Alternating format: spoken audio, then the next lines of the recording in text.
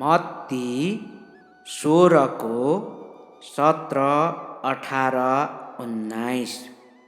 येशूले तिनलाई भन्नुभयो, योनाको छोरो सिमोन, तिमी धन्य हो, किनभने मानिसबाट तिमीलाई यो प्रकट भएको होइन, तर स्वर्गमा हुनुहुने मेरा पिताले प्रकट गर्नुभएको हो। म तिमीलाई भन्दछु कि तिमी पत्रुस हौ, म मेरो मण्डली यस चट्टानमाथि स्थापित गर्नेछु र नरकका ढोकाहरू त्यसमाथि विजयी हुने छैनन्। म तिमीलाई स्वर्गको राज्यका साँचाहरू दिनेछु। जे तिमीले पृथ्वीमा बाँध्नेछौ सो स्वर्गमा बाँधिनेछ, र जे तिमीले पृथ्वीमा फुकाउला सो स्वर्गमा फुकाइनेछ।